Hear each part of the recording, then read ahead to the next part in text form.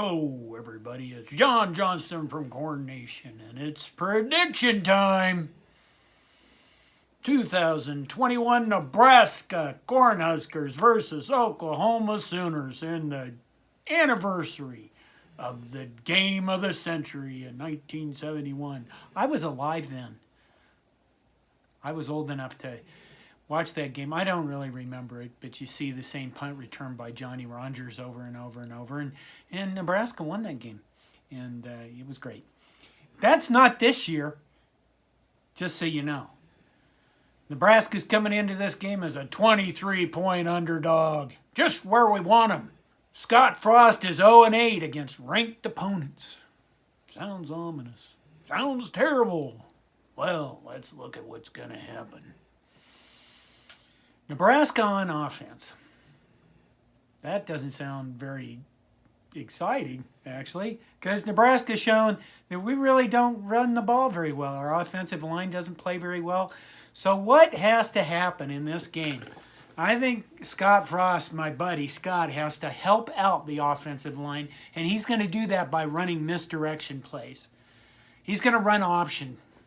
And he's not going to run option out of some kind of misguided throwback thing. He's going to run option because Adrian Martinez would be a damn good option quarterback.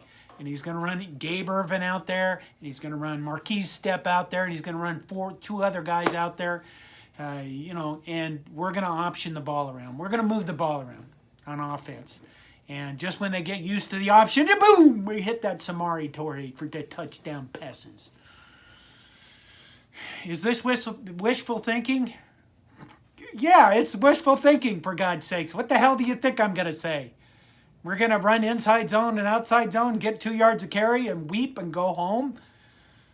If I was Oklahoma on offense, here's what I think this is really the battle, where the battle is. Because, Nebraska's offense really has not scored a lot of points under Scott Frost. The really battle is going to be Nebraska's improved defense against Oklahoma's zing-wing offense. And that's what I'm going to do if I'm Oklahoma. I think that, they'd like to go, we're going to establish the running game, but they only have 2 running backs, scholarship running backs, on the roster. I think they're going to come out wing zinging. I think they're going to look at Nebraska and they're going to go, we're going to kick your ass right now. And they're going to just try to come up with a big explosive plays right off the bat. I don't see them being real conservative about this.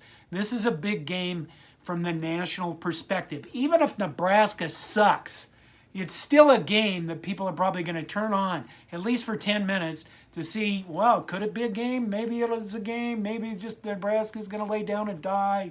But they'll watch for a few minutes just to see what happens.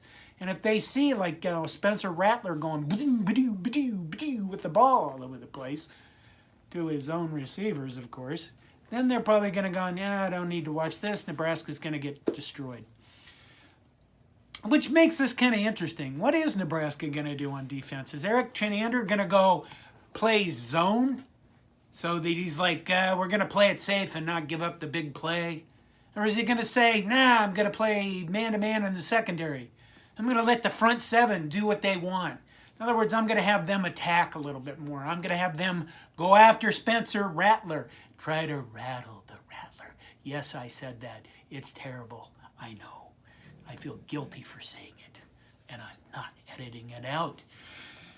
But if we can get some pressure on Spencer Rattler, I think he's going to cough up some interceptions because he's not that good a quarterback.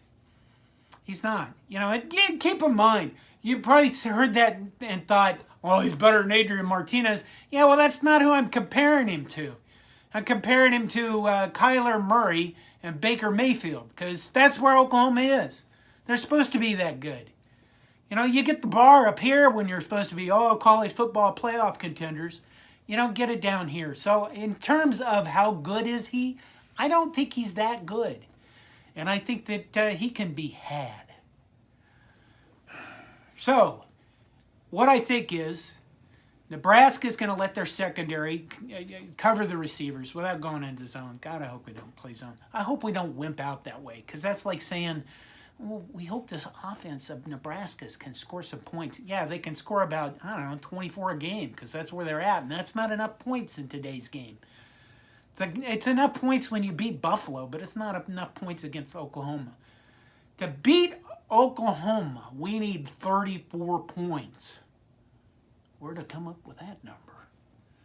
But the magic number there is 34 for Nebraska. Where are we going to get it?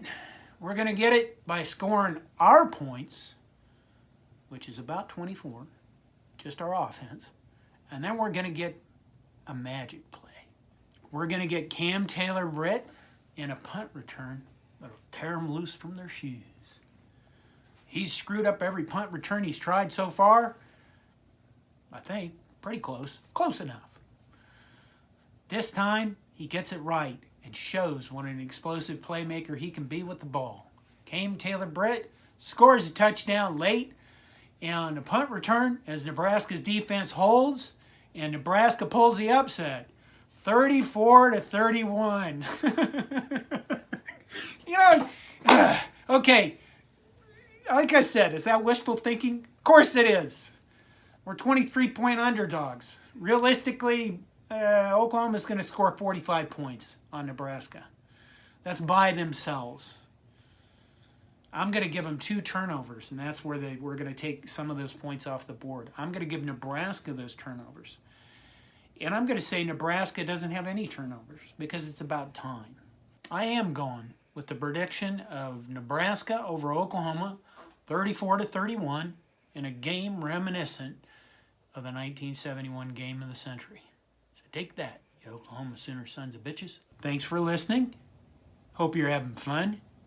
Go Big Red. Please subscribe. Tell your friends.